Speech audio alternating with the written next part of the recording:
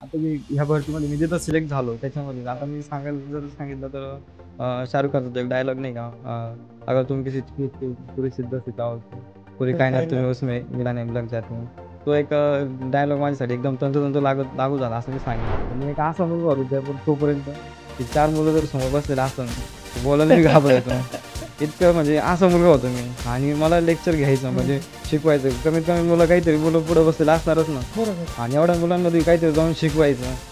जिथं मी कुठेतरी कमी पडत होतो तिथून जाऊन ते शिकवायचं मला. नंतर मग थोडं अवघड बी वाटलं. तर शेवटी एक पर्याय नव्हता. आता आई-वडिलांना शेवट भेटून यायचं एकदा हॉस्पिटलमध्ये जाऊन. तर मग मी सकाळी आम्ही घरी सांगितलं का मी आज हॉस्पिटलमध्ये जाऊन आई-वडिलांना भेटायला जाणार आहे. डबा वगैरे घेऊन जातो मी. तर मग मी ठरवलं होतं जसं निसर्गाला एक ज्ञान द्यायचं सांगितलं मी तेव्हा म्हणलं हॉस्टेलवर जाणार मुलांकडं. त्यांना कोणाला तरी एक जण माझ्यासोबत जर आला सोबत तर हा एक आपण समजून घ्यायचं की आपल्याला एक चान्स भेटतोय जगण्याचा. तो हॉस्टेलवर गेलो आणि तिथं मी मुलांना सांगितलं का अरे आपल्याला हॉस्पिटलला जायचं आहे बापमाकडे भेटायला. यायचं कोणाला? तर प्रत्येकाला विचारत होतो मी. कारण की जर कोणीतरी आला तर मी वाचणार होतो. हे मला वाटत होतं का कोणीतरी माझ्यासोबत आलं तर मी वाचणार. नाही तर मग मला ते संपूर्ण टाकायचं होतं. त्या दिवशी घरी संध्याकाळी मला आधी विचारलं, "तू दारू पिलेलं आहे का?" तर म्हणलं, "नाही माझा पेपर आहे." तुम्ही अरे 8 दिवसापूर्वीची घटना म्हणे सेम तू जशी उडी मारली तशीच उडी मारली. तू पुढच्या साईडने पडला, तू मागच्या साईडने पडला आणि त्याच ट्रेनला लागून त्याचं डोकं आदळून तू मेला आहे म्हणे जागेवर. आणि तू असं हे करतो म्हणे. मग त्याने मला वडीत नेलं आणि प्लॅटफॉर्मवर नेलं आणि तिथं मला थांबून धरलं. जायचं नाही म्हणे कुठं. लोक यायचे ज्यांनी बघितलं होते सगळा सीन ते सगळे यायचे. "भाई जर को लगा क्या? लागलं का तुला?" असं तसं विचारायचे. काय झालं काय नाही सगळे लोक बघत होते.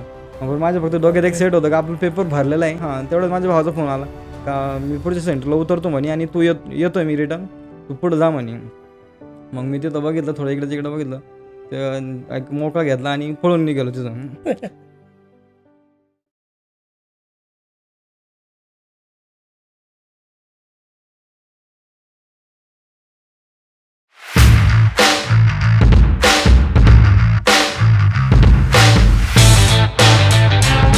नमस्ते मित्रांनो, हॅलो गाईज, कसे आहात? मी प्रसाद तुमचं स्वागत करतो द स्पेशल कॉर्नरमधीच्या आपल्या एका नवीन धमाकेदार एपिसोडमध्ये.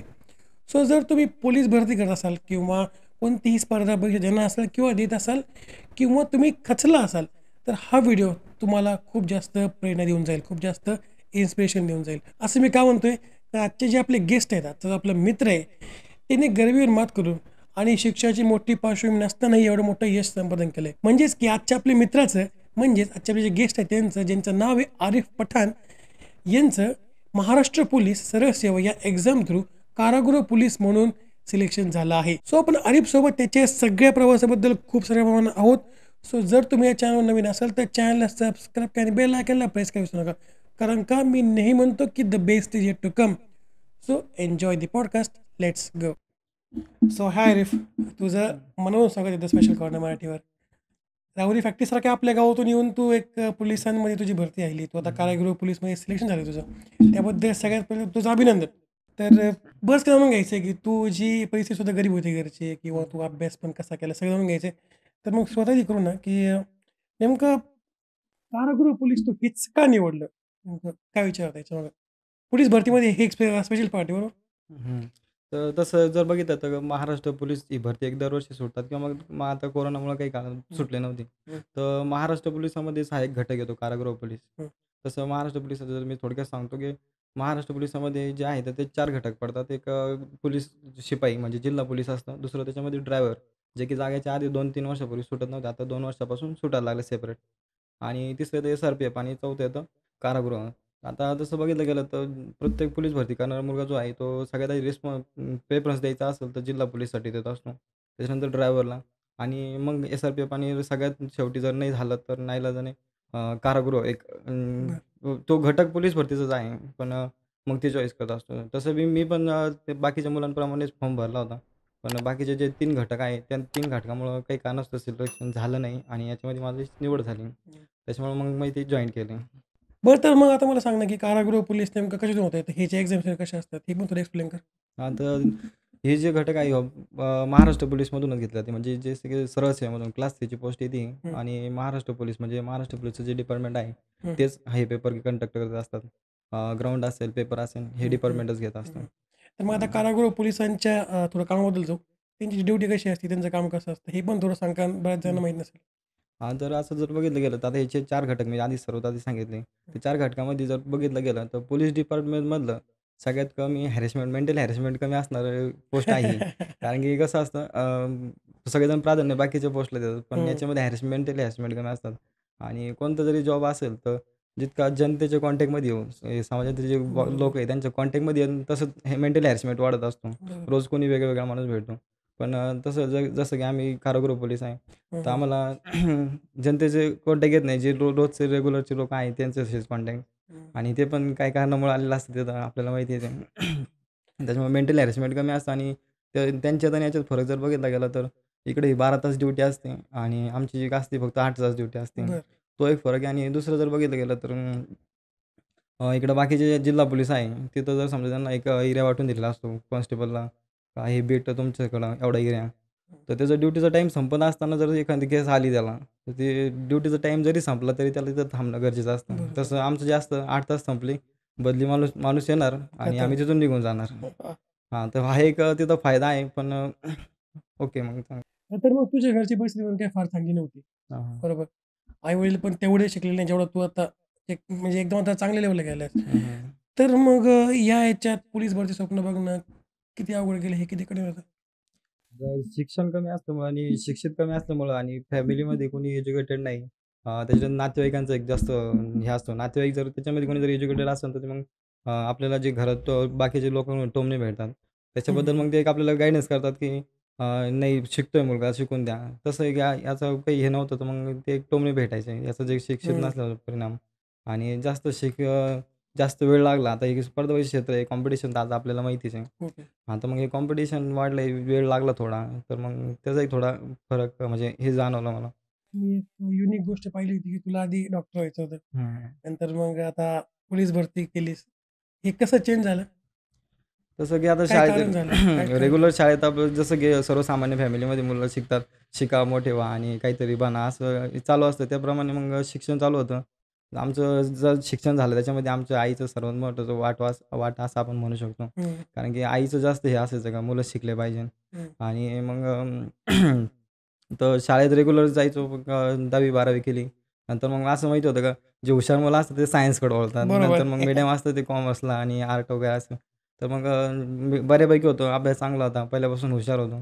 तर मग सायन्स घ्यायचं ठरवलं आणि सायन्सला गेल्यानंतर मग आम्ही ज्या कॉलेजमध्ये ॲडमिशन होतो, तिथं पहिल्यांदाच आमचे सायन्सचा फॅकल्टी चालू झालेली होती आणि जे शिक्षक तिथं आलेले होते, ते शिक्षक फक्त आमच्यापेक्षा 2-3 वर्षांनी मोठे म्हणजे बरं. असे नवीन शिक्षक भरलेले होते सगळे.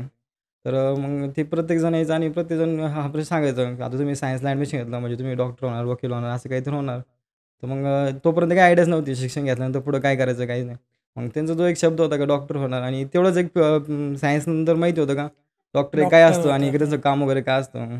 ते बघितलं होतं मग एक कुठेतरी मनात इच्छा झाली का डॉक्टर व्हावा. त्याच्यामुळे डॉक्टर व्हायचं होतं पण नंतर पूर्ण काही माहिती नसल्यामुळं डॉक्टरला ॲडमिशन घेण्यासाठी नीटचा फॉर्म भरावा लागतो. हां, हां. ते बरोबर. हां, हं. हे माहितीच नव्हतं काही. ज्यावेळेस फॉर्म सुटले 11वी-12वी झाली 12वी नंतर जो फॉर्म सुटतात, हं. त्याच्यामध्ये काही मुलांनी मध्ये एन-डी-एचे फॉर्म सुटत असतात. ते फॉर्म भरले. त्यावेळेस इन्क्वायरी केली मी की काय असतं हे? तर त्यांनी सांगितलं ते एक स्पर्धा असते. तर आर्मी ऑफिसर वगैरे होता येतं. हं.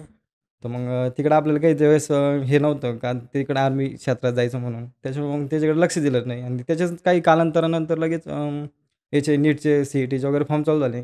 मग मला वाटलं त्याचपैकी त्या काहीतरी असेल एक. त्याच्यामुळे त्याच्याकडे दुर्लक्ष केलं आणि ज्यावेळेस नीटच्या फॉर्मची डेट संपून गेली, त्याच्यानंतर आमच्या कॉलेजमध्ये शिक्षकांचा विषय निघाला का, तुमच्या कोणी नीटचा फॉर्म भरला का? सी-ई-टीचा फॉर्म भरला का? आणि मग माहीत झालं का त्यांनी मग काय सांगितलं, नीटचा फॉर्म डॉक्टर होण्यासाठी भरावा लागतो. भरावा लागतो. आणि नंतर मग वेळ निघून गेलेली होती आणि परिस्थिती अशी नव्हती की 1 वर्ष गॅप घ्यावा आणि मग हां. डॉक्टर व्हावा. तर त्याच्यामुळे मग क्षेत्र ते विचार काढून टाकावं लागले डायरेक्ट नाईलाजाने आणि नाईलाजाने मग शेवटी बी-एस-सीला ॲडमिशन घेऊन टाकलं होतं. डायरेक्ट शिफ्ट झालं मग करिअर. हो, डायरेक्ट बी-एस-सीला ॲडमिशन घेतलं. बी-एस-सी करत असताना मग माहिती होतं बी-एस-सी झाल्यानंतर कंपनीत काम करावं लागतं आणि कंपनीत काम करणे हे आपल्याला ते पहिल्यापासून आवडतच नव्हतं. जॉब नाही करायचा हां, जॉब नाही का? करायचं, कंपनीत नाही करायचं. तर बरं.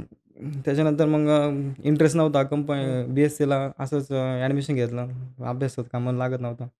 मग आमच्या मोठ्या भावाने सल्ला दिला, की पोलीस भरती एक असं स्पर्धा असते, तो पण याच्यामध्ये आधी ह्या क्षेत्रात होता. तर त्याने सांगितलं का पोलीस भरती कर तू.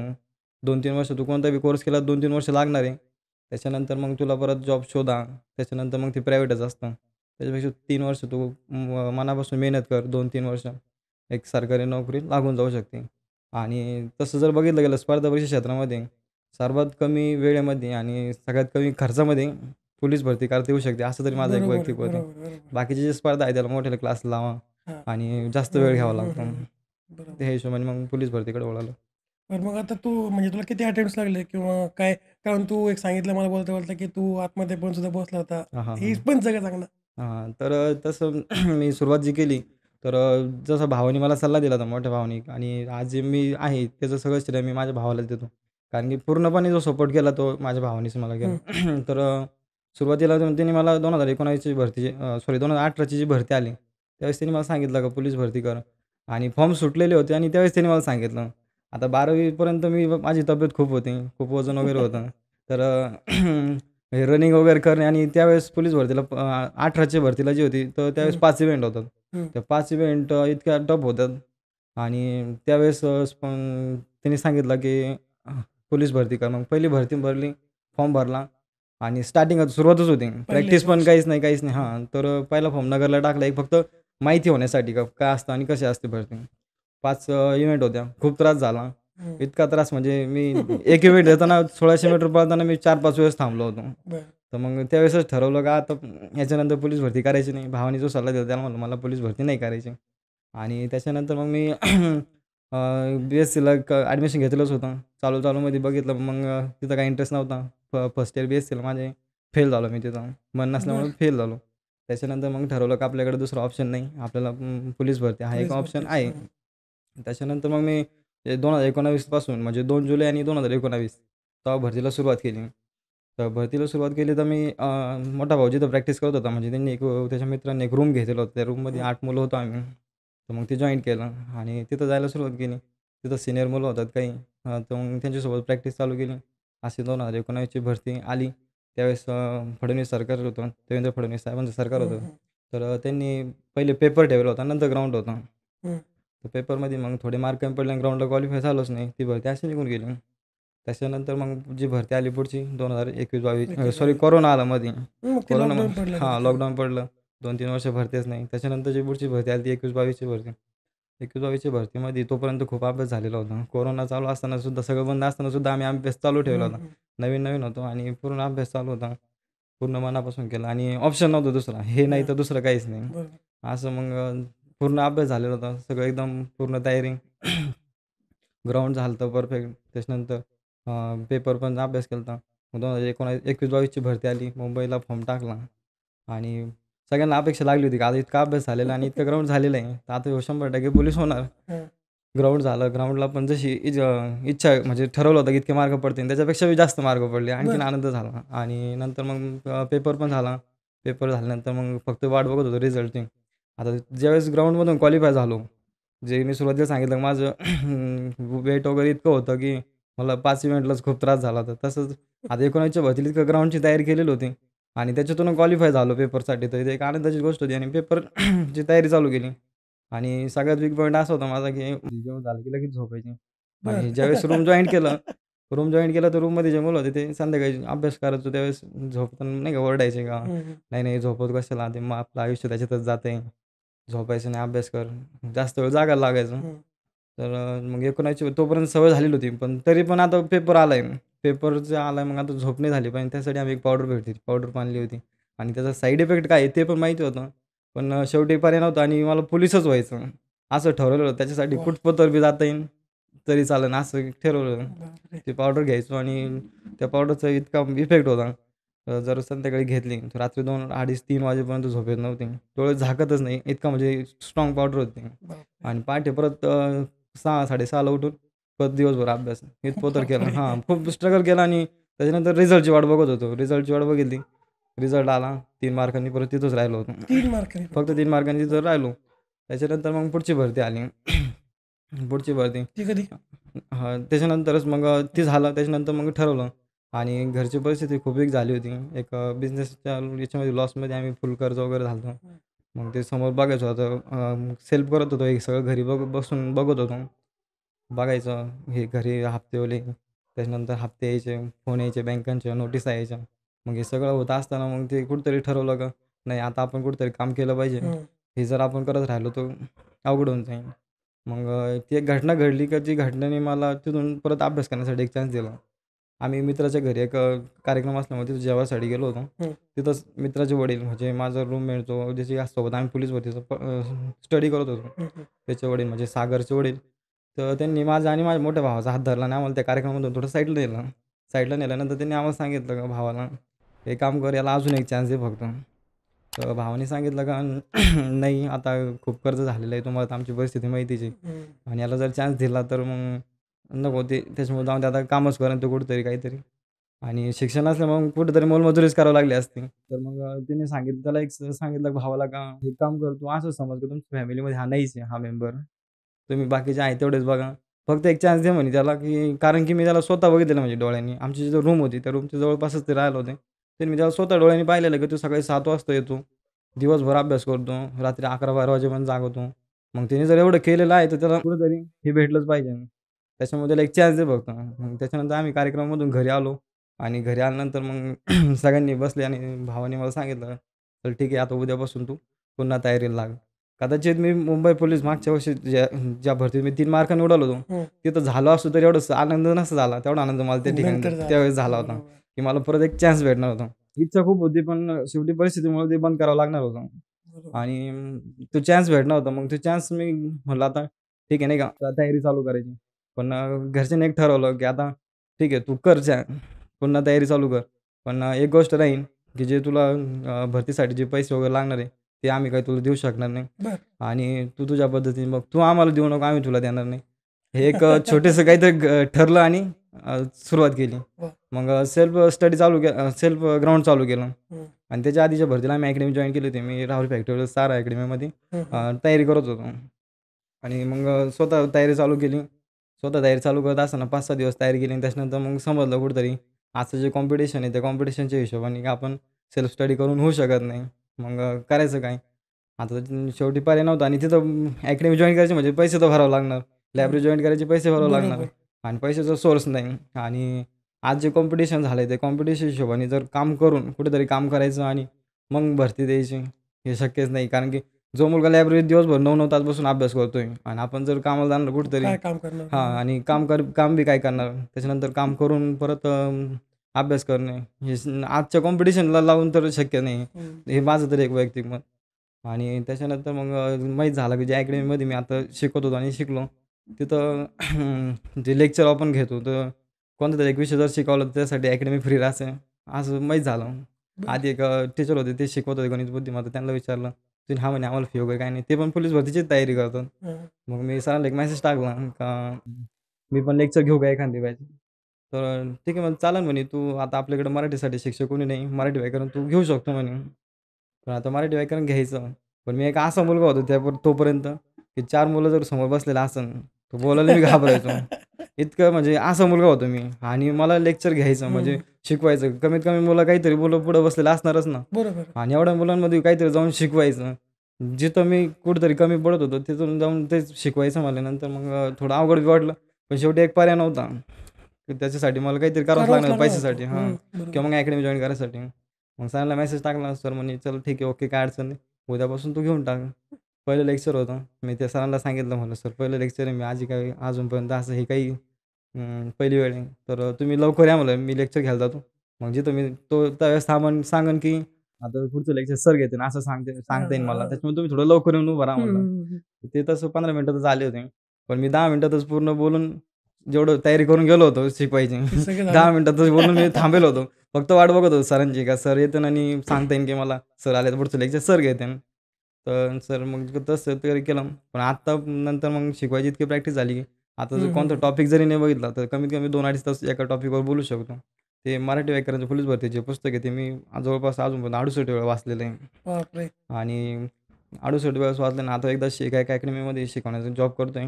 तिथं टीचिंग करतोय. आता 69 वेळेस होऊन जाईल माझं वाचायचं. कुठे शिकवतो म्हटलं? अजिंक्य तारा अकॅडमीत शिकवतो रॉयल फॅक्टरी. अजिंक्यतारा. ओके. हां. तसं मी प्रॉपर सारा अकॅडमीमध्ये शिकलो शिकलेला आणि आहे. तिथं शिकवत होतो. बरं. मग तसं झालं. मग परत ही 2023-24ची म्हणजे आता जी भरती झाली, त्या भरतीची तयारीला लागलो. मग एकदम सुरसुरीत चालू होतं पूर्ण. रोजचं लेक्चर राहायचं. सकाळी संध्याकाळी ग्राउंड, दिवसभर लेक्चर आणि दिवसभर स्टडी राहायचा स्वतःचा. असं चालू एकदम सुळसुळीत. हं. आणि मग हे आली पेपर आणि ते ग्राउंड आणि ते आले आणि त्या काळानंतर मग काहीतरी वेळ आली की त्यावेळेस आत्महत्या करायचा विचार आला होता. का बरं? काय झालं? म्हणजे आता जी घटना आहे ती आता हे पूर्ण फॉर्म भरले आम्ही. सगळं झालं. आता हं. एकदम खूप खुश होतो कारण की कॅटेगरीचं आमची ई-डब्ल्यू-एस कॅटेगरी होती. यावर्षी हं. ई-डब्ल्यू-एसचं पिरियड कमी लागणार असं माहिती झालेलं होतं आणि ग्राउंड पण एकदम टॉपचं झालं होतं. पेपर पण इतका चांगला झाला होता की अकॅडमीमध्ये दर आठवड्याला एक साप्ताहिक टेस्ट होती. त्या साप्ताहिक टेस्टमध्ये पण टॉपर राहायचो मी. हं. 90 प्लस मार्क नेहमी घेतलेले राहायचे. तर मग आता इतकं पक्कं झालेलं सगळं. एक 100% मनाला कुठेतरी वाटायचं की आता आपण पोलीस होणारच आहे. आणि फॉर्म सुटले, फॉर्म भरले आणि ऐन वेळेला म्हणजे फॉर्म भरले, ग्राउंड चालू होणार त्याच्या ऐन वेळेला आधीच माझ्या पायाला थोडी इंजुरी झाली. आणि अरे! इंजुरी झाली जिथं माझं 41-43 मार्काचं ग्राउंड यायचं. त्या ग्राउंडवर मी डायरेक्ट 28-30 मार्कावर आलो. आणि बापरे! एवढे मार्क जर 10-15 मार्क जर मागे येत असेल, तर मग ते एक डायरेक्ट मनाला वाटून आलं, का आपण आता संपलो. आता मेरिटमध्ये म्हणजे पेपरलाच क्वालिफाय होणार नाही. आधी ग्राउंड बापरे! नंतर पेपरला असतो ना. बरोबर. तर ते तर क्वालिफाय होणारच नाही. मग ते एक मनाला कुठेतरी वाटत होतं. पण हा एक शारीरिक त्रास होता. फक्त एक मला स्वतःपुरता त्रास होता, फॅमिलीचा काही विषय नव्हता. आणि त्याच्यानंतरच हे सगळं होत असतानाच एक अशी घटना घडली, की जे आमचे वडील त्यांना थोडं साधं जरी काही जरी आजारी जरी पडले तरी आम्हाला ते वाईट वाटणार असं त्यांचा ॲक्सिडेंट झाला. बापरे! 13 जुलैला त्यांचा काहीतरी ॲक्सिडेंट झाला आणि ॲक्सिडेंट झाला आणि ती घटना इतकी म्हणजे फॅमिलीमध्ये पहिल्यांदाच असं एवढं मोठं ॲक्सिडेंट झाला आणि हे झालं. तर मग त्यांना घेऊन गेलो हॉस्पिटलला. तिथं हॉस्पिटलला गेल्यानंतर मग डॉक्टरांनी असा खर्च सांगितला. परिस्थिती अशी डाऊन झालेली होती आणि त्यांनी इतका खर्च सांगितला, का तो म्हणजे ऐकूनच हे वाटलं, धक्का वाटला. आणि एवढं करत असताना मग ते ते हॉस्पिटलमध्ये माझं इकडं असं झालेलं बरं. आणि सगळ्यांना अपेक्षा लागलेली का यावर्षी अरे पोलीस होणार. होईल. हे हं. सगळं सॉल्व्ह हो. नाही का व्यवस्थित हो. होऊन जाणार, फॅमिली एकदम चांगलं होणार. आणि मला ते स्वतः माहीत होतं की आपल्याला इंजुरी झाली म्हणजे आपण पेपरला क्वालिफाय होणारच नाही. होणारच नाही. मग ते असं कुठेतरी मनात खटकायचं आणि मग एक-एक करून सगळे ग्राउंड झाले. ते 4 फॉर्म भरलेत मी. एक ह्याचा जिल्हा पोलीस शिपाईचा, हं. त्याच्यानंतर चालक, एस-आर-पी-एफ आणि कारागृहाचा. त्यातले कारागृह सोडून तिन्ही पेपर झाले, ग्राउंड पण झाले. आता ई-डब्ल्यू-एस असल्यामुळे आमचं ग्राउंडचं मेरिट कमी लागत होतं यावर्षी आणि पेपरला मी क्वालिफाय होत होतो. हं. आता पेपरला क्वालिफाय झालो. पेपरला मी खूप मार्क घेत होतो. पण ते ज्यावेळेस मेरिट लागतं ते टोटल मार्कच मेरिट लागतं. हं. आता ज्या मुलांनी ग्राउंडला 45 मार्क घेतले आणि त्या ग्राउंडला मी जर 25 मार्क घेऊन काठावर जर क्वालिफाय झालेलो आहे, बरोबर. तर कमीत हं. कमी 10-15 मार्काचा फरक आहे. पेपरला मी हं. त्याच्यापेक्षा 10-15 मार्क जास्त घेतले, तेव्हा माझी आणि त्याची बरोबरी होणार होती. आधी कमाई नसतं का? हां, टोटल बरं. घेतो हं. आणि मग मेरिट लागतं. तर असं तरी टोटल घेऊन मग कुठेतरी मेरिटमधून मी 2-2, 3-3 मार्कांनी उडायला लागलो. असे तिन्ही पोस्टमधून उडालो. राहिला फक्त एक शेवटचा पेपर आणि मग हे सगळं झालं असताना परत लायब्ररीत जॉइन केली होती. लायब्ररीमध्ये मग मुलं टोमणे द्यायचे नाही का, सांगायचे का ई-डब्ल्यू-एसचं मेरिट लागलं, ह्यावेळेस इतकं कमी लागलं होतं. ही पहिलीच वेळ होती आणि याच्यानंतर परत असं कधी होणार नाही. जास्तच लागेल. हां हं. आणि याच्या आधी इतक्या मोठ्या जागा सुटल्या, आता याच्यानंतर परत जागा सुटणार नाही आणि ह्यावेळेस व्हायलाच पाहिजे नव्हतं. मग असे ज्यावेळेस ऐकायचो, तर मग ते कुठेतरी निगेटिव्ह वाटायचं. बरोबर. मग एक निर्णय हं. घेतला म्हणलं आता जर आपण जर इथं थांबलो, तर ते हे होऊन जाईल, त्रास होईल मनाला. तर मग मी पूर्ण पुस्तक वगैरे उचलले आणि रूम घ्यायचं हे ठरवलं. एक सेपरेट रूम घेणार म्हणलं आता हं, आपलं हं. कुठेतरी. हं. तर एक मित्र घेतला. मित्राला सांगितलं तर ते म्हणे, "ठीक आहे चालेल ना, आपण दोघं जण रूमवर घेऊ." तर मग आम्ही एक रूम घेतली आणि त्या रूममध्ये घरापाशीच रूम होते. त्या रूममध्ये आम्ही अभ्यास करायचो. एक शेवटची आशा होती फक्त आता कारागृह, पोलीस तो शेवटचा फॉर्म राहिलेला होता. मला आता ते काय तिथं आपण हे करणार त्याच्यासाठी लढायचं. तर चालू केलं आणि तो मुलगा जो होता, तो फक्त 1च तास द्यायचा दिवसभरातून. 1च तास यायचा सकाळी 1-1.5 तास आणि त्याच्यानंतर निघून जायचा. त्याच्यानंतर पूर्ण दिवसभर रूममध्ये जवळपास 14 ते 15 तास मी दिवसभर रूममध्ये एकटाच राहायचो. दरवाजाची कडी लावलेली, वरती फॅन पिंगणार, खाली मी झोपेल म्हणजे पुस्तकं आणि मी, बस एवढंच. आणि तेच विचार यायचे. आता 3 याच्यातून उडालो. त्याच्यानंतर हे मुलांनी बाकीच्यांनी काही टोमणे दिलेले असायचे. 3 याच्यात काय दिवे लावले, आता जाऊ त्याच्यात तुझं सिलेक्शन काय होईल होणार? म्हणून. हो. हां, काय काय होणार आहे? असं मग तेच विचार यायचे आणि तिकडं आई-वडील पण हॉस्पिटलमध्ये ॲडमिट होते. म्हणजे वडिलांचं ॲक्सिडेंट झालं हां, तेव्हा हां, हां. बरोबर. हॉस्पिटलमध्येच हं. ॲडमिट. मग करायचं काय? असं जर ठरवलं आणि मग शेवटी मग म्हणलं का आता आपण संपलोय. आता बळच आपल्या घरचे आपल्या आशेवर बसलेले आहे. तर त्यांना कुठेतरी ते आशेवर बसले ना आपण हे करणं चुकीचं आहे. तर मग मग मीच ठरवलं का आता आपण स्वतःला संपवून टाकायचं आणि आत्महत्येचा प्लॅन केला पूर्ण ठरल्याप्रमाणे. आणि असं ज्यावेळेस निर्णय घ्यायचा असेल ना, त्यावेळेस हे करायचो. निसर्गाला एक नियम हे द्यायचो, चान्स द्यायचो. हं, मग मी ठरवलं का आता आई-वडिलांना शेवट भेटून यायचं एकदा हॉस्पिटलमध्ये जाऊन. हं. तर मग मी सकाळी घरी सांगितलं का मी आज हॉस्पिटलमध्ये जाऊन आई-वडिलांना भेटायला जाणार आहे. डबा वगैरे घेऊन जातो मी. तर मग मी ठरवलं होतं जसं निसर्गाला एक नियम द्यायचं हो, सांगितलं मी हो. त्याप्रमाणे म्हणलं हॉस्टेलवर जाणार मुलांकडं. त्यांना कोणाला तरी एक जण माझ्यासोबत जर आला सोबत, हं. तर हा एक आपण समजून घ्यायचं की आपल्याला एक चान्स भेटतोय जगण्याचा. हां, हां. मग इंडिकेशन आहे. तो हॉस्टेलवर गेलो आणि तिथं मी मुलांना सांगितलं का, "अरे आपल्याला हॉस्पिटलला जायचं आहे पप्पांकडे भेटायला." यायचं कोणाला? तर प्रत्येकाला विचारत होतो मी. कारण की जर कोणीतरी आला तर मी वाचणार होतो. हे मला वाटत होतं का कोणीतरी माझ्यासोबत आलं तर मी वाचणार. नाहीतर मग हां. मला ते संपूर्ण टाकायचं होतं त्या दिवशी घरी संध्याकाळी येऊन. हां, तर मग शेवटी निघणार दरवाजातून बाहेर निघणार तर तेवढ्यात एक मुलगा रामबिकड म्हणून जो की माझ्या जीवनामध्ये श्रीरामरूपी राम आला असं मी म्हणेन. वाह! तर राम नावाचा मुलगा आहे तो, की तो आला तो म्हणे, "सर 5 मिनिटं थांबा फक्त मी लगेच आवरून येतो." मी त्याला म्हणलो का, "जाऊ दे आता लय वेळ झाली, जातो मी." तर असं म्हणत असताना सुद्धा मी घाबरत होतो. म्हणलं हां. का तो जर असं म्हणला की "चला ठीक आहे जाऊ दे, जातो मी." जातो मी. असं नको म्हणायला. तर तो म्हणे, "नाही सर तुम्ही स्टॉपवॉचच लावा फक्त. मी लगेच 5 मिनिटात आवरून येतो वाटलंच तर." हां. तर त्याने लगेच पटापट आवरलं आणि माझ्यासोबत त्याने तयार झाला. मग मला ते थोडं कुठेतरी मनाला आनंद बी वाटला, की चला वाह! ठीक आहे आपल्याला एक चान्स भेटलेला आहे. आणि सांगायला असं आहे, की त्याच दिवशी संध्याकाळी म्हणजे मी प्लॅनिंग केलं होतं का दुपारी जाऊन भेटायचं, डबा वगैरे द्यायचा आणि संध्याकाळी म्हणजे 5-5:30 वाजल्यानंतर घरी येऊन आपलं संपवून टाकायचं. आणि त्या दिवशी संध्याकाळी कारागृहाचे हॉल तिकीट आले होते ग्राउंडसाठी. म्हणजे तो एक चान्स होता. तरी नाहीतर पण मग हां. जर ते प्लॅन जर मी ठरला असता, तर सगळं संपलं असतं आणि त्याच्यानंतर हॉल तिकीट आले असते माझे. काही उपयोग नसतो. हां. मग तो एक चान्स भेटला मला वाह! आणि त्याच्यानंतर मग ठरवलं का आता ग्राउंड द्यायचं, पेपर पण द्यायचा आणि आपल्याला एक हे भेटेल आहे, आता काहीतरी करून दाखवायचं वाह! आणि तिथून मग ते प्लॅन कॅन्सल केला मी. त्याचा आतमध्ये ऑप्शन नाहीये. पण हं. मग तुम्ही जी आयडिया वापरली ती एकदमच वेगळी हं, होती. का रे? हं, की एक चान्स द्यायचा की खरं बघायचं की काय वाटतंय. हं, हं. बरं तर मग आता ग्राउंड आणि थिअरी दोन्ही पण असतं बरोबर. हां, हां. तर मग ग्राउंडचे कसं काय असतं सांगा ना थोडंसं? किंवा हं, कोणते तुम्ही म्हणताय म्हणजे इव्हेंट्स असतात किंवा हं, त्याची हं. कशी तयारी करावी मुलांनी? हां. आता पोलीस भरतीला 4 घटक आहेत. 4 हं. घटकामध्ये जे जिल्हा पोलीस शिपाई, त्याच्यानंतर कारागृह पोलीस हां. आणि ड्रायव्हर पोलीस यांना जवळपास 3 इव्हेंट असतात. ड्रायव्हर पोलीससाठी 2च इव्हेंट असतात. बरं. 3 इव्हेंट म्हणजे असे आहे की 1600 मीटर असतो. ज्यांना टाईम असतो. 5 मिनिट हां. 10 सेकंदामध्ये आलं तर आउट ऑफ आणि त्याच्यानंतर 20-20 सेकंदांनी टाईम वाढला तर मार्क कमी होत चालला हं. असं असतं. त्याच्यानंतर हं. 100 मीटरचा 100 मीटर असतं. 100 मीटर धावणे. त्याला पण 11:50 हा टाईम असतो. तिथं आउट ऑफ असतो आणि जसं टाईम कमी होत जाणार तसे मार्क कट होत जाणार हं. टाईम वाढल्यानंतर. आणि एक गोळा फेक असतो. 7.5 किलोचा गोळा असतो आणि तो 8.5 मीटर फेकायचा असतो. ते पण तसंच असतं मार्क हां, कटिंग हां. वगैरे. असे 3 इव्हेंट असतात. हे हं. फक्त जिल्हा पोलीस शिपाई आणि कारागृह पोलीस शिपाई यांना 3 इव्हेंट असतात.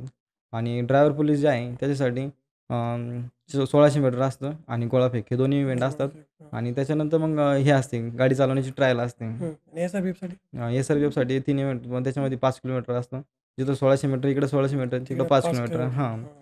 आणि तिथं पण गोळाफेक आणि 100 मीटर हे 2 हं, हं. असतं. मग त्याची कशी तयारी केली आहे मुलांनी जर कोणी बघतंय आता तर? हं. त्याची तयारी जर आता सध्याचं कॉम्पिटिशन बघता 2 वेळेस तयारी केली पाहिजे सकाळी आणि संध्याकाळी. आता मी तर सांगेन शक्यतो नवीन मुलगा असेल तर त्यांनी अकॅडमी जॉइन केली पाहिजे. आता हां, म्हणजे अकॅडमी जॉइन केली पाहिजे. कारण कसं आहे सेल्फ करून पण होतात आणि सेल्फ करून पण बरेच मुलं झालेले आहेत, असं आहे. पण अकॅडमीचा एक फरक पडतो. कारण की अकॅडमीचे शिकवणारे शिक्षक असतात, त्यांना एक अनुभव असतो. आणि एक सांगायचं जर झालं तर आपले स्वतः आपण प्रॅक्टिस करतो आणि कोणी आपल्याकडून प्रॅक्टिस करून घेतो, याच्यात खूप फरक असतो. हं. आणि ते वातावरण पण तिथं असेल ना? हां आणि कोणतं पण जरी भेटलं, काही पण घटक जर काही पण बघितलं, तर आपण त्याच्यामध्ये आपल्याला ज्यावेळेस गुरु भेटतो एक, तर निश्चितचपणे त्या बरोबर. त्या 100% कामामध्ये आपल्याला यश मिळालेलं असतं. आणि 100%. ज्यावेळेस आपण सेल्फ करतो आणि प्रॅक्टिस करतो अकॅडमीत, त्याच्यामध्ये गुरु आपल्याला अकॅडमीत भेटतो, त्यावेळेस गुरु असतात. हं. ज्यावेळेस आपण थकतो, तिथून आपल्याला ती खरी प्रॅक्टिस चालू करून खरं घेतात. आहे, खरं आहे. तर सेल्फ ज्यावेळेस करणार आहे, त्यावेळेस आपण थकलो, तर आपण म्हणतो, "चला ठीक आहे, आजच्या नंतर आपण उद्या करू." असं. त्याच्यामुळे अकॅडमी केली पाहिजे एक माझं हां. वैयक्तिक मत. हं. आणि जर ग्राउंड तुमचं ऑलरेडी चांगलं असेल, तर मग सेल्फ बी केलं तर काही अडचण नाही तसं. बरं मग तुझ्या घरची परिस्थिती कशी होती आणि तू अभ्यास कसा केला? कारण घरात शांतता मिळेलच असं नसतं प्रत्येक वेळेस. हं. रूम घेतली तू तर सांगितलं तर अजून हां. काय काय केलं? स्टार्टिंगला मी रूम घेतली. ज्यावेळेस जॉइन केले, पूर्ण पोलीस भरती करायला सुरुवात केली. हं. त्यावेळेस रूम घेतली होती. त्यावेळेस खरंच आमचा अभ्यास खूप चांगला झाला. कारण की जे रूममध्ये आमचे 8 मुलं होतात, ते आज सगळेच्या सगळे सिलेक्ट झालेले. शेवट मीच होतो आता. तर त्याच्यामध्ये आम्ही स्टार्टिंगला जेव्हा सुरुवात केली त्यावेळेस 2 टाईम ग्राउंड करत नव्हतो. एकच टाईम ग्राउंड करायचो आणि ते पण सेल्फ करायचो. तर सकाळी आम्ही 7 ते 9 वाजेपर्यंत एक विषय घ्यायचो. 9 ते 11 वाजेपर्यंत एक विषय. त्याच्यानंतर 11 ते 12 एक छोटंसं थोडंफार घ्यायचो आणि हं. परत जेवणासाठी दुपारी सुट्टी, परत दिवसभर तेच आणि संध्याकाळी 4 वाजता ग्राउंड असं तयारी करायचो. हं, हं. म्हणजे असं दिवसभर ते रुटीन राहायचं आणि सकाळी ग्राउंड नसल्यामुळे मग ते एक टाईम जास्त भेटून जायचा. हं. तर तू एका पॉइंटला मग जॉब पण करत होता. जॉब करून हां. अभ्यास करत होता किंवा मग हं, तयारी ग्राउंडची. हं, हं. मग त्याचं मॅनेजमेंट कसं होतं दिवसभराचं? कारण कसं शक्य होईल जॉब करून अभ्यास करणं, नंतर आता ग्राउंडची पण तयारी करणं, हां, हां. हे सगळं कसं मॅनेज केलं? आता जे जॉब करत होतो मी, तो जॉब म्हणजे आपल्या या क्षेत्राशी संबंधित होता. कारण की मी आता हां, मगाशी तुझं सांगितलं हां, मी टीचिंगमध्ये टीचिंग हां. करत होतो. हां. पण ते जॉबचं पण एक थोडा इफेक्ट सांगते ना असं की थोडा फरक पडला तर ते जर नसतं केलं तर आणखीन इन्क्रिमेंट झाले. आता मी जे विषय शिकवत होतो, त्या विषयामध्ये मी ऑलरेडी एक्सपर्ट होतो. एक्सपर्ट. बाकीचे हां, विषय राहिले थोडे. 68 मी हां. मगाशी सांगितलं मी 68 वेळेस ते पुस्तक वाचलं होतं. आता त्यावेळेस तो विषय मी एक्सपर्ट होतो. आता ते ज्यावेळेस मी स्वतः सेल्फ स्टडी केला असता, तर मी कमीत कमी ते फक्त 1 तास घेतला असता. बरोबर. हां, पण आता मला तिथं जाऊन कुठं शिकवायचं आहे. तर आता समोरच्यासमोर बोलायचं म्हटल्यानंतर मला 1 तास बोलायचं तर मी कमीत कमी अर्धा तास तर मला ते बघावं लागणार आहे आधी. बरोबर. म्हणजे ज्या विषयाला मी 1 तास दिला असता तिथं मला 2-2.5 तास द्यावे लागले. हा एक बरोबर. त्याचा थोडा तोटा झाला. पण एक जी रिस्पेक्ट भेटली, जे नाही का आता नॉर्मल मुलामध्ये आणि एक टीचरमध्ये जो टीचरला रिस्पेक्ट देतात ती रिस्पेक्ट भेटली. त्याच्यामध्ये पार्ट टाईम जॉब बी केला. त्याचा पण मला थोडा एक बेनिफिट दिसला. त्याच्यामुळे काय वाटलं नाही. मग बाकीच्या विषयांची कशी तयारी करत गेला? कारण एक विषय तुझा एक्सपर्ट झाला होता हं, मराठी. हं. बाकीच्या विषयांची तयारी मग ते सांभाळून कसं? आता मी जसं की सुरुवातीला सांगितलं, आम्ही जे रूमवर अभ्यास केला, तो एकदम आमचा चांगला बऱ्यापैकी अभ्यास हं, झाला. हं, हं. लॅबपेक्षा तिकडं. तर त्यावेळेस तिथं सगळे माझे सीनियर मुलं होतात. हं, हं. माझ्यापेक्षा जास्त म्हणजे आधीपासून तयारी करणारे. तर काही पण प्रॉब्लेम आला तर मी त्यांना विचारायचो आणि मी सगळ्यात आधी क्लासेस पण केले होते हं, सुरुवातीला. हं, हं. इथं फॅक्टरीवरच खाटेकर सर म्हणून होतात. हां, हां. हां, त्यांच्याकडे क्लास केलते. बेसिकपासून क्लास केलते आणि तसं मी आधी सांगितलं की शाळेत पण मी पहिल्यापासून हुशार होतो. त्याच्यामुळे एवढं काही टफ वाटलं नाही. आणि मग रेग्युलर करत गेलो. रेग्युलर हे 5-6 वर्ष केलं त्याच्यानंतर मग ते रोज काही केल्यामुळं चांगलं झालं होतं. तुम्हाला होता की मी पेपरच्या दिवशी गाडीतून उडी मारली, ट्रेनमधून हं, उडी हं. मारली. तर मग हां. तो काय किस्सा आहे थोडं सांग? हां, तर त्याचा असा विषय झाला होता का आता जे ह्या भरतीमध्ये मी जिथं सिलेक्ट झालो त्याच्यामध्ये हां. आता मी जर सांगितलं तर शाहरुख खानचा तो एक डायलॉग नाही का अगर तुम किसी चीज़ को पूरी शिद्दत से चाहो तो पूरी पुढे कायनात काय तुम्हें नाही. उसमें हां. मिलाने में लग जाती है. तो एक डायलॉग माझ्यासाठी एकदम तंतोतंत लागू झाला असं मी सांगेल. हां. कारण की आता आम्हाला पेपरला जायचं होतं. ठरलं आता ग्राउंड झालं, हॉल तिकीट आलं पेपरचे. ग्राउंडला हं. क्वालिफाय झाल्यानंतर पेपरचे हॉल तिकीट आले. आता जायचं पेपर मुंबईमध्ये घाटकोपर येत होतं. मग आता मुंबईला जाण्यासाठी आम्ही दूध टँकरचा ऑप्शन निवडला. आपण दूध बरं. टँकरने जाऊ. कारण की ट्रॅव्हल्स वगैरे होते त्यावेळेस तिकीट वगैरे जास्त दाखवलं. एक जणाच्या जाण्याच्या तिकीटमध्ये आम्ही दोघं जण जाणार होतो. हां. माझा भाऊ आणि मी दोघं सोबत आम्ही ग्राउंड होतो आणि सोबत आमचा पेपर पण होता. एकामागे एक पेपर होता. आमचं बरं. नशिबाने असं आलं होतं. मग आम्ही टँकरने जाण्याचा ऑप्शन निवडला आणि त्या टँकरवाल्याने आम्हाला सांगितलं की संध्याकाळी 7 वाजता आपली गाडी इथून निघून जाईल. हं. आपण रात्री 2, 2:30, 3 वाजेपर्यंत तिथं पोहोचू. आमचा पेपर दुसऱ्या दिवशी दुपारी 2:30 वाजता होता.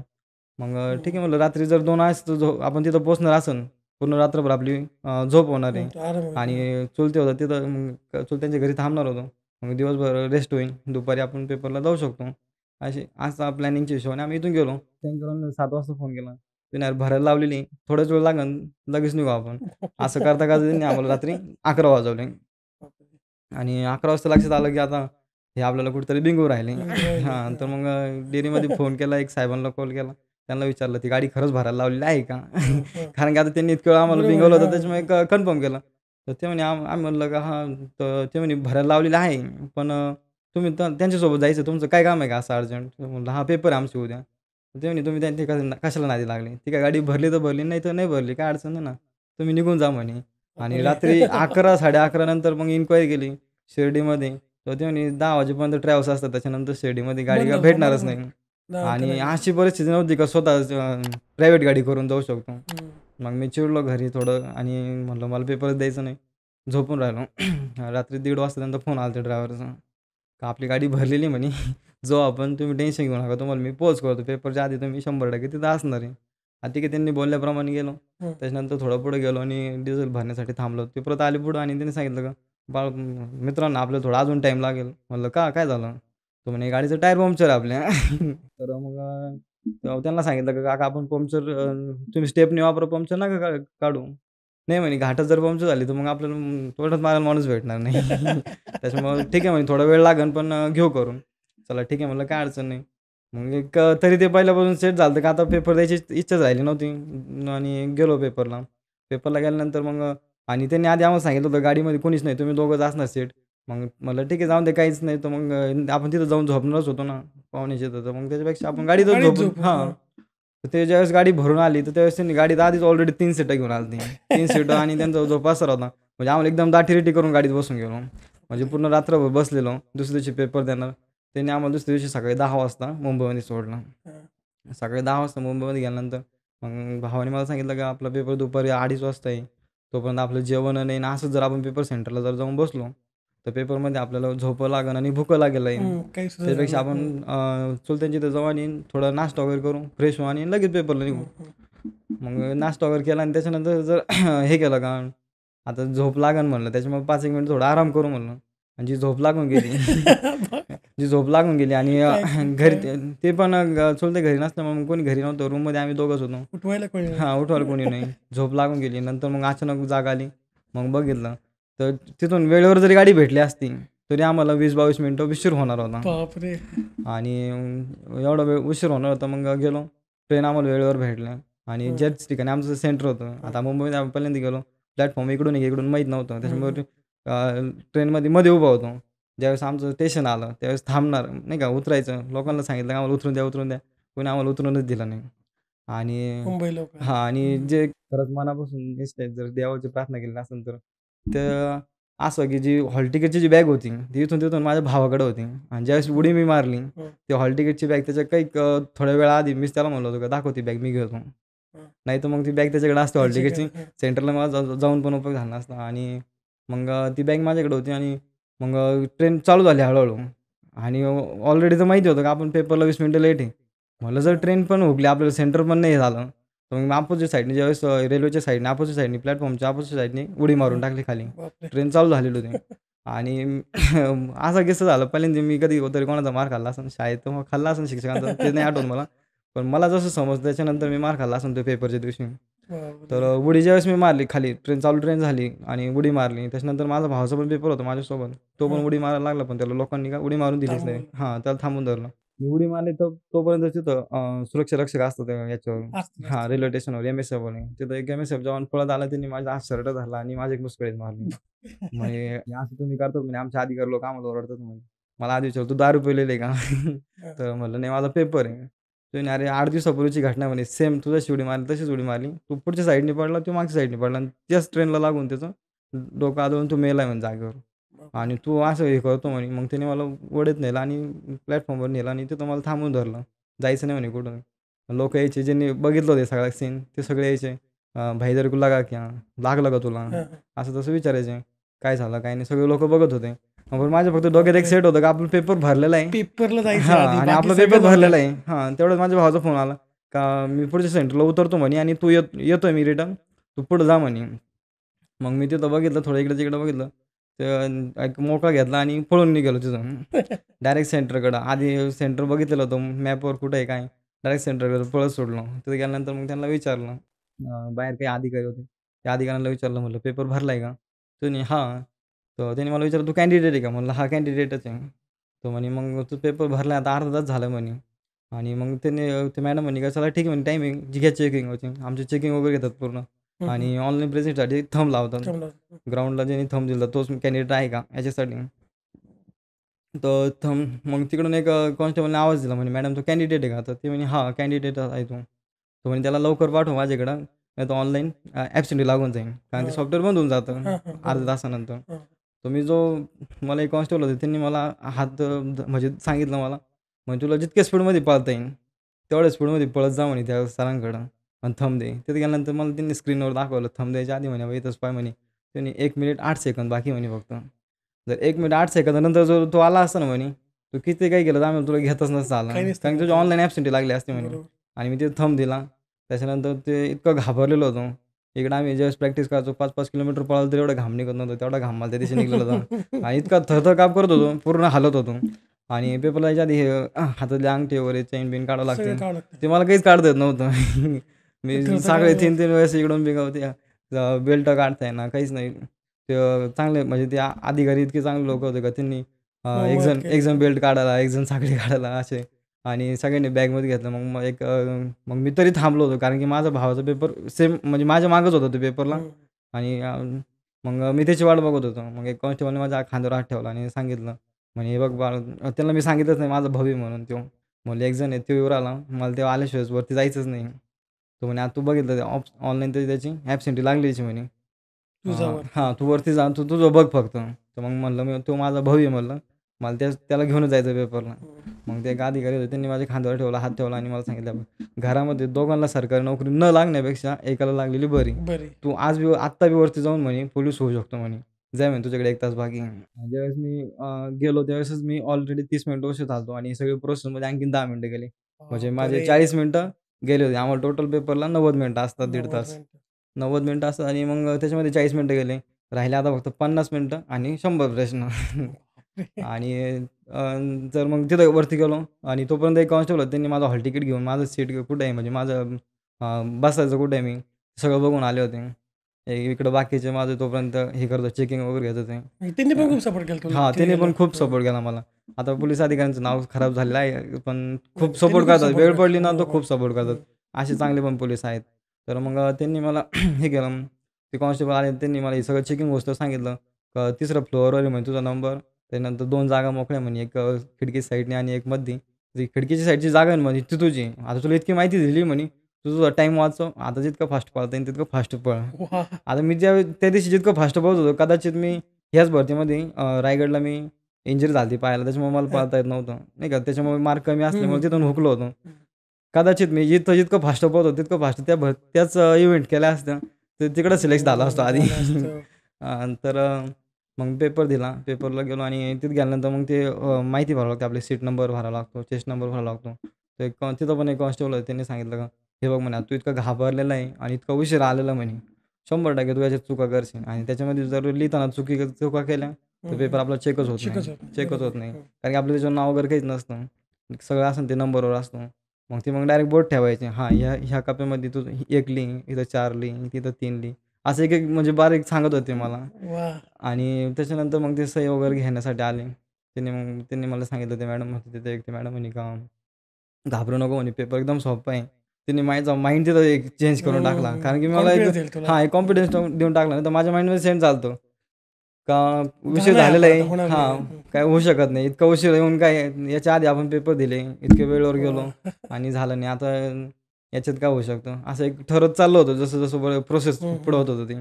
पण ते एक मॅडम बोलले का, "नाही, पेपर सोपा आहे आणि 100 प्रश्न सोडवायची गरज नाही," म्हणे. "तू 90च सोडव 90च मार्क घे," म्हणे. 100 बघायची गरज नाही वाह! म्हणे. जेवढा वेळ वाचवता येईल तेवढा. आणि तो पेपर मी असं देत होतो का मला समजतच नव्हतं का काय उत्तर देतोय आणि काय नाही. फक्त वाचायचो. हां, तेच वाटतं हे उत्तर लगेच टिक मार्क करून टाकायचो. असा मी पेपर दिला आणि सांगायचं जर झालं, तर त्या पेपरला महाराष्ट्रामधून 93 मार्काचा टॉपर होतो आणि त्या पेपरला मी 50 मिनिटांमध्ये 100 प्रश्न सोडून 90 मार्क घेतले. वाह! खतरनाक आहे. एकदम ही स्टोरीच खतरनाक आहे. रात्री गाडी मिस झाली, गाडी पंक्चर झाली, हं, सगळ्या गोष्टी होत गेल्या. अशा वेळेस पेपर देणं सुचत नाही आपल्याला. हं. तू ते केलं पण आणि दिली पण हं. आणि पास पण झाला त्याच्यामध्ये. हां, हां, हां. बरं आता हे जेव्हा घरी कळलं की रिझल्ट लागलाय आणि हां, आता आपला मुलगा पोलीस झाला, तेव्हा घरच्यांची काय रिएक्शन होती? तसं ज्या दिवशी रिझल्ट लागला ते एक आनंदाचा क्षण तर असतोच प्रत्येकाचा. कारण की बरोबर. एक अशी फॅमिली की जिथून तिथून कोणतरी एक सरकारी नोकरीला लागणार आहे आणि असं म्हणतात की सरकारी नोकरीला लागला म्हणजे त्याची कैक पिढ्या सुधरून जातात. लाईफ असं एक सेट झाली. हां. लाईफ सेट झाली असं म्हणून हं. जातात. तर ते त्याच्यासाठी जो आनंदाचा क्षण होता. आई-वडील होते त्यांनी खूप संघर्ष केला होता हं. आणि त्यांना कुठेतरी वाटलं का हां, आपण जे संघर्ष केला त्याचं काहीतरी आपल्याला हं, फळ हं, भेटलं हं, आहे. हं. आणि पण कारण सुरुवातीला ज्यावेळेस मेरिट लागलं होतं, मला 124च मार्क होतं आणि 124 मार्क असून सुद्धा मी मेरिटमध्ये बसलो नव्हतो. मेरिट 124च होतं. त्याचं कारण असं, की वयाने पण वेटिंगला पडू शकतो आपण. हं, पडू शकतो. 124चं मेरिट होतं आणि 124 मार्क घेणारे 6 मुलं होतात. 6 बरं, मुलं होती. तर बरं. त्याच्यापैकी जागा जेवढ्या होत्या तेवढेच मुलं घेणार घेणार होते ना. तर मग ते काय करतात, ज्यावेळेस सेम मार्क असते, त्यावेळेस घ्यायचं कोणाला तर ज्याचं वय जास्त आहे त्याला घेतात. वय बी सेम असेल तर मग ज्याचं शिक्षण जास्त आहे त्याला घेतात. वय आणि बरं, शिक्षण. बरं. तर मग माझ्यापेक्षा जास्त वय असणारे 3 मुलं घेतले त्यांनी. माझ्यापेक्षा जास्त वय असणार म्हणजे माझ्या पुढचा जो होता तो 1998चा होता आणि मी 99चा. फक्त 1 वर्ष मोठा असल्यामुळे तो सरकं नको लागलं. पण असं होतं मी जसं आधी सांगितलं का पोलीस भरती करणारे मुलं जिल्हा पोलिसला प्राधान्य देतात, पोलीस कारागृहापेक्षा. मग आम्ही चेक केलं हां, तिकडे हां. तर मग आम्ही चेक केलं का जे किती त्या लिस्टमध्ये चेक केलं का आम्ही किती मुलं जिल्ह्याला सिलेक्ट झालेले आहे, याच्यामध्ये सिलेक्ट झाल्यापैकी. तर असे मी हे सगळं सोडून दिलं होतं. मग विचारच करत नव्हतो. पण जे मी जिथं शिकवायचो ना, ते मुलं इतकं मानतात मला. ते सर नाही तुम्ही जर झाले तरी आम्हाला आनंद आहे. आम्हाला जे चेक करता येईल ते चेक करू आम्ही. तर त्यांनी वा. संध्याकाळी 7 वाजता बसले होते आणि रात्री 11 वाजेपर्यंत ते नुसतं चेकच करत होते. इकडं नाव शोधायचे. ते नाव बाकीच्या जिल्ह्यामध्ये कुठं झालेलं आहे का शोधायचे लिस्टमध्ये सर्च मारून. आणि ते 8-9 10 जण बसले होते ते आणि चेक करायचे. मी थोडा वेळ बसायचो, निघून जायचो बाहेर. परत यायचो त्यांना विचारायचो, "काय रे, काय झालं का? सापडलं कोणी?" तर असे करून त्यांनी 8 मुलं शोधून काढले होते, की ज्या मुलांचं डबल सिलेक्शन झालेलं होतं. आता त्यांचे कॉन्टॅक्ट नंबर वगैरे आपण काही काढलेच नाही.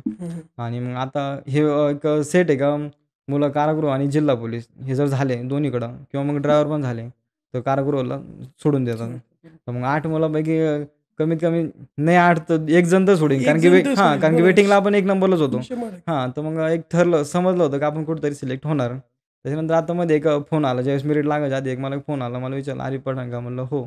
तर म्हणे, "तुझं सिलेक्शन झालंय" म्हणे. तर म्हणलं, "हां, ठीक आहे होणारच आहे" म्हणलं. तर मग ते म्हणे का माझं जिथं तुझं सिलेक्शन होणार आहे, तू वेटिंगला राहिलेलं ना, तिथं माझं सिलेक्शन झालेलं आहे आणि माझं दुसरीकडे पण झालेलं आहे. मी तर मग दुसरीकडे जाणार आहे. हां, तर मी दुसरीकडे जाणार आहे. मग मला ते काय डाऊट आला, की बरेच जण असं करतात का, एक जागा जर सोडायची असेल ना, तर समोरच्या जो वेटिंगला असतो त्याला फोन करून सांगतात, 2,00,000 दे, 3,00,000 दे, असं काहीतरी पैसे हं, हं. मागतात हं, हं, हं. आणि मग सांगतात का एवढे दे. मग मी ती जागा सोडतो. सोडतो हां. हां, हां. तर मग मला तसं वाटलं. तर म्हणलं मग हे बघ म्हणलं भैय्या, विषय असा आहे 8 जण आहे सोडणारे. तू सोडलं काय, नाही सोडलं काय, मला काय फरक पडणार नाही. ते म्हणे, "अरे दादा तसं नाही" म्हणे, "मी चांगल्यासाठी सांगतो. कारण की तुझ्या मनामध्ये कुठेतरी उमेद आहे का, हं, हं. आपलं होणारच आहे. मग तरी कुठेतरी एक डचक राहते म्हणे का सोडतं का नाही सोडतं या 8 जणांपैकी. तुला एक मी शुअर करून देतोय म्हणे का मी सोडणारच आहे." मग त्याने मला जिल्हा पोलिसाचा जो युनिफॉर्म असतो आणि आमचा जो युनिफॉर्म असतो तो थोडा चेंज असतो. मग मला त्यांनी त्याचा फोटो बी टाकला आणि त्यांनी इकडं कारागृह पोलिससाठी वाह! राजीनामा दिला ना, त्याचा पण एक स्क्रीनशॉट टाकला होता. वाह! हां, तर ते म्हणे, "भैय्या मग कसं म्हणे, तुझ्या एक शुअर होण्यासाठी तू आज बी सांगू शकतो मी पोलीस झालोय. त्याच्यामुळे मग तू हे करू शकतो." त्या दिवशी समजलं होतं का हां, ठीक आहे कोणतरी होणार आहे जागा आता, सोडली आणि होणार. आपण कुठेतरी पोलीस झालेलो आहे. हं, हां, पण तरी एक हं, अधिकृत लिस्ट येण्यासाठी कमीत कमी 6 महिने लागले. तोपर्यंत हं. मग मी इकडं आता परिस्थिती नव्हती त्याच्यामुळे मग कुठेतरी जॉब वाह! चालू केलं होतं. मग आता असं जॉब बी करत होतो बाहेर. पण एक कुठेतरी आणि 22 सप्टेंबरला रिझल्ट लागला आणि त्याच्यामध्ये पोलीस झालो. पण मग आता या भरतीकरता म्हणजे कसं तू ग्राउंडची तयारी किंवा कसं होईल केली ते सांग थोडंसं? आता ग्राउंडची तयारी मी अकॅडमीत असताना केली होती. पण आता एक सांगण्यासारखं असं आहे का, ज्यावेळेस मुंबईला फॉर्म भरला, तर मुंबईला हं, ग्राउंड हे शिपमध्ये होतं. कारण की जास्त फॉर्म येतात. जागा पण जास्त असतात, व्हॅकन्सी जास्त असल्यामुळे हं, जास्त फॉर्म येतात तिथं. हं, आणि मग ते एखादं शिफ्टमध्ये ग्राउंड घेतात. बाकीकडं कसं असतं, सकाळी 5 वाजता ग्राउंडचा टाईम असतो, रिपोर्टिंग टाईम आणि ते बरोबर. लय झालं तर 9 वाजेपर्यंत होऊन जातं. तसं मुंबईसारख्या ठिकाणी ते एखादं शिफ्टमध्येच होतात. सकाळी पहाटे 5ची एक शिफ्ट असते. त्याच्यानंतर मग 7 वाजता एक, 9 वाजता एक आणि 2:30 हं, वाजता हं, एक. हं, मग अशा शिफ्टमध्ये ग्राउंड असतो आणि इतकं जर सांगितलं मी तुम्हाला, की मी परत आत्महत्या करण्याचा प्लॅन केला होता आणि हं. त्याच्यानंतर ग्राउंडचं कुठेतरी हॉल तिकीट आलं होतं आणि हॉल तिकीट येऊन पण कसं झालं, का त्याच्यामध्ये 2:30 वाजताचा टाईम आला. दुपारी 2:30 वाजता हं. आणि मुंबईसारख्या ठिकाणी दुपारी 2:30 वाजता जाऊन पळायचं. पहाटे 5 वाजता तर काही वाटत नाही, गार वातावरण असतं. बरोबर. पण दुपारी 2:30 वाजता जाऊन पळणं हे कुठेतरी असं वाटलं का एवढं येऊन पण काही उपयोग नाही. कारण की 2:30 उन्हाचं. वाजता येणं आणि मग मेरिटमध्ये बसणं आणि ज्यावेळेस मेरिट लागतं त्यावेळेस सगळ्यांचं मेरिट सोबत लावतात ते. पहाटे हं. 5ला ग्राउंड देणाऱ्याचं पण आणि दुपारी 2:30 वाजता ग्राउंड. फरक तर पडणारच ना. पडणार आहे ते हां, पाहायला भेटलं. वातावरण मुंबईत असं आहे, फरक तर पडणारच. आणि मग आता 2:30 वाजता ग्राउंड द्यायचं दुपारी. मग हे कसं द्यायचं? तर मग तरी पण प्रॅक्टिस चालू ठेवली. म्हणलं आता याला पर्याय नाही आहे. चला ठीक आहे आता झालं तर काही पण होऊ शकतं. या हिशोबाने ग्राउंड चालूच ठेवलं. आणि पेपरला जायच्या 1 दिवस आधी मला डोक्यामध्ये एक आयडिया आली. का म्हणलं फक्त टाईम आहे तो 5 दिलेला, 2:30 वाजता दिलेला आहे. तर जर हं. आपण जर टाईम पास केला एडिट करून, तर होऊ शकतं काही. काय? आता मग एक मी तसं माझ्या सिनियरला विचारलं. तर म्हणे, "आता हे कसं आहे म्हणे सरकारी काम आहे याच्यामध्ये काही उलटं-सुलटं नाही आणि झालं कुठाने तर नको करू नाही म्हणे. करू पकडलं शकत. गेलं तर बरोबर. अवघड होऊन जाईल." पण शेवटी एक शेवट चान्स होता. मग शेवट चान्स होता म्हणलं इथं कोणत्या पण हातपत म्हणजे कुठपण तरी जायची गरज पडली तरी जाऊ शकतो म्हणलं, काही अडचण नाही. हं. मग एक मित्राला पाठवलं ते हॉल तिकीट म्हणलं, "याला मला इथं एडिट करून दे" म्हणलं टाईम. त्याने जो 2:30 वाजताचा टाईम होता तिथं 5 वाजता करून दिला. पण जी वरती हेडलाईन होती का मुंबई पोलीस कारागृह, त्याच्यातले सगळे शब्द वाकडे-तिकडे झाले ते. मग हां. त्याला विचारलं मला, "अरे असं कसं झालं?" त्याने ती ऑफिशियल साईटवरून बनवलेली हे म्हणे पेज आहे. हं. ते नाही करू त्याच्यामुळं शकत. एडिट हं. नाही करू शकत म्हणे. तर म्हणलं मग आता पर्याय सांगा दुसरा. तुम्ही आपला गावठी पर्याय वापरायचं म्हणे. एक हॉल तिकीट डाउनलोड कर म्हणे, 5 वाजता टाईम असला कोणाच तरी, तेवढं कागद काप, त्याच्यावर ते चिटकव आणि झेरॉक्स मार म्हणे, तसं कर. बरं. म्हणलं मग तसं करू. तसं केलं. त्याच्यानंतर मग आम्ही जो 2:30 वाजता ग्राउंड होतं ते हॉल तिकीट आम्ही 5 वाजता गेलो सकाळी आणि घेऊन गेलो. पण तरी आतमध्ये गेल्यानंतर आम्ही पकडले गेलो. कारण की तिथं कसं असतं, टेबल लावलेलं होतं त्यांनी. त्यांच्याकडे असेल ना काहीतरी हां, आणि त्यांच्याकडे पण बंच लिस्ट राहतात. असेल. ॲप्लिकेशन नंबर इथपासून इथपर्यंतचे मुलं ह्या टेबलला जा, त्या टेबलला जा असं. आणि आम्ही आतमध्ये गेलो. आमची शिफ्ट बापरे! 5:30च्या शिफ्टमध्येच आम्ही आतमध्ये घुसलेलो आणि आमचा टाईम डायरेक्ट दुपारी 2:30 वाजता. आमची टेबल पूर्ण सामसूम, तिकडं कोणीच नाही. मग म्हणलं आता जायचं कोणाकडं? आता एवढं टेबल लावले तिथं अधिकारी, तिथं वेगळेच मुलं आहे. मग गेलो आम्ही त्या अधिकाऱ्यांना म्हणलो, "आमचा नंबर कुठे आहे?" तर ते म्हणे, "दाखवा." त्यांनी बघितलं, त्यांनी स्वतः जाऊन तिथं चेक केलं. ते म्हणे, "तुम्हाला दुपारी 2:30 वाजता आहे, तुम्ही आता कसं काय आले?" म्हणलं, "आम्ही हॉल तिकीट डाउनलोड केलं ऑलरेडी." असंच निघालं. मग त्यांच्या लक्षात आलं. ते म्हणे, "हे तुम्ही एडिट केलेलं आहे." तुम्ही वेट केलं. हां, मग तिथं एक लेडीज कॉन्स्टेबल होते, त्यांना मी सांगितलं. म्हणलं, "असं-असं आहे, आता दुपारी 2:30 वाजता ग्राउंड देऊन थोडी ग्राउंड निघणार आहे." म्हणलं, असं-तसं त्यांना सगळं सांगितलं. तर ते म्हणे, "सगळं ठीक आहे," म्हणे, "घेऊन टाकू," म्हणे याच्यामध्येच त्यांना. आणि आमच्यासोबतच काही मुलं होती जे सकाळी 7 वाजता शिफ्टमध्ये होते, म्हणजे 7 वाजता त्यांचं ग्राउंड होतं. त्यांना सुद्धा बाहेर काढून दिलं होतं. कारण त्यांना सांगितलं, "तुम्ही 7 वाजताचे आहे." 5 7 वाजताची वाजता. मुलं हां. आम्ही तर डायरेक्ट दुपारी 2:30 वाजताचे होतो. तू 5ला घेतलं त्यांनी. हां, आणि मी वाह! 5ला गेलो. आणि मग आतमध्ये गेल्यानंतर त्यांनी आम्हाला हे केलं. त्या मॅडमच्या म्हणण्यावरून दिलं. तर एक कॉन्स्टेबल होता तिथं. तेव्हा त्यांनी सांगितलं, "कशाला रिस्क घेता?" म्हणे, "मॅडम तुम्ही. पकडलेलं तुमचं अवघड होईन." असं-तसं बोलले ते. पण ते म्हणे, "नाही," म्हणे, "ते बोलतात त्याच्यात पण काहीतरी खरं आहे ना." तर ते आहेच ना. बरोबर दुपारी 2 पॉइंट आहे आणि याच्यामध्ये. दुपारी 5 2 आणि आणि 2 मध्ये फरक 5:30. आहे. हां, आणि ते म्हणे, "चला ठीक आहे, द्या," म्हणे ग्राउंड. आणि त्यांनी आम्हाला संधी दिली वाह! ग्राउंडला. वाह! त्याच्यामुळे ते तेव्हा ग्राउंड दिलं. सिलेक्शन हां, आणि लवकर झालं. ते ग्राउंडला मला 34 मार्क होते आणि मेरिट 33 मार्कात लागेल होतं. वाह! म्हणजे फक्त 1 मार्कात लीड होतं. आणि जर हं. दुपारी ग्राउंड दिला असतं, तर त्यात 34 काय मला खूप कमी मार्क पडले असते. बरोबर आहे. तर मग आता तुझ्याकडून एक काय सल्ला राहील सगळ्या मुलांना ज्यांना काहीतरी यायची स्पर्धा परीक्षा त्यांच्याकरता? पोलीस भरती आता बरेच मी अकॅडमीमध्ये टीचिंग पण करत होतो. त्याच्यामुळे मला एक समजून आलं नाही का, दिसतंय का? हं. काही मुलं आता काही जण काय करतात माहिती आहे का, वातावरण बघतात. हां, आमच्या इकडचा एक मुलगा होता, तो पोलीस झाला. खूप हवा आहे त्याची. खूप हे आहे. तर मग अशी जी मुलं येतात ना, ती मुलं टाईमपास करतात. किंवा मग काही जण काय करतात, आई-वडील पाठवतात, "नाही, माझ्या मुलाला पोलीस बनवायचं." हं. मग अशी मुलं येतात आणि ते पण टाईमपास. पण जे खरंच मनापासून करतात ना, ते करतात रेग्युलर. आणि आता हे जे क्षेत्र झालं इकडं जागा खूप कमी असतात. कॉम्पिटिशन खूप कॉम्पिटिशन झाले. खूप हां, जास्त खूप आहे. कॉम्पिटिशन खूप झालेलं जास्त आहे. आहे. फक्त एक सातत्य असलं पाहिजे आणि पॉझिटिव्ह थिंकिंग ठेवायची हं, कधी हं, पण, हं. का नाही मी करू शकतो. हं, हं. तसं आता आपण जी प्रॅक्टिस करतोय ऑल महाराष्ट्र सगळे मुलं तेच करतात आहे. बरोबर, त्याच्यामुळे फक्त एक पॉझिटिव्ह थिंकिंग ठेवायची. तेच एक राहतं कधी बाकीच्या मुलांपेक्षा आपल्यात वेगळं ठेवलं. बरोबर, नाहीतर बरोबर. बाकी सगळं सेम करतात. अं, मग तू पालकांना मग काय सांगशील एक सल्ला? पालकांसाठी आता जर सांगायचं जर ठरलं तर पालक पूर्ण समाज जरी विरोध करत असेल आणि आपले पालक जर आपल्या बाजूने असेल, तर जे समाज जे आपले टोमणे मारतो, ते टोमणे एकदम झिरो होऊन जातात. हं. आता ज्यावेळेस बाहेरचे लोकं काही पण बोलतात, कारण नाही होऊ शकत, कव्हर करतो, किती दिवस करणार नाही. पण ज्यावेळेस आपला पालक जर आपल्या साईडने उभं राहिले आणि ते जर म्हणले, की नाही खरं आहे. आमचा मुलगा करतोय ना, करून द्या आम्हाला त्याचं वाह! काही नाही. त्यावेळेस आपल्याला एक पॉझिटिव्ह पण येतं आणि हे पण होतं. त्याच्यामुळे पालकांनी सपोर्ट केला पाहिजे. आणि दुसरी गोष्ट हे एक सांगेन मी, का समजा जर त्यांना अपेक्षा असेल, का माझा मुलगा कुठेतरी काहीतरी व्हावा, तर ते जे मागतो आता मुलगा आहे तो जास्त त्याला पण समजतं आणि इथपर्यंत हं, राहिला हं. म्हणजे तो पण ह्या असतो, मॅच्युअर बरोबर, असतो. बरोबर. त्याच्यामुळे वायफळ काही मुलं जास्त खर्च करत नाही. आणि त्याला लागत असेल तर पैसे वेळेवर पुरवले पाहिजे. त्याला ज्या वस्तू लागतात ते पुरवल्या पाहिजे. हं. आता प्रॅक्टिस करतात पोलीस भरती करणं म्हणजे रोज रोड रनिंग आहे. रोड रनिंग करतात. आता कुठे बुटं आहे, खूप महागात भेटतात. आता काही पालक म्हणतात इतके महाग बुटं घालायची काय गरज आहे. पण जर तेच जर साधे वापरले आणि इंजुरी झाली तर दवाखान्यात त्याच्यापेक्षा जास्त पैसे घालावे लागतात. त्याच्यामुळे जिथं खर्च करायचा तिथं खर्च केलाच पाहिजे. सगळीकडे सपोर्ट केला पाहिजे पालकांनी मुलांना. जे मुलं करतात ते योग्यच करत असतात.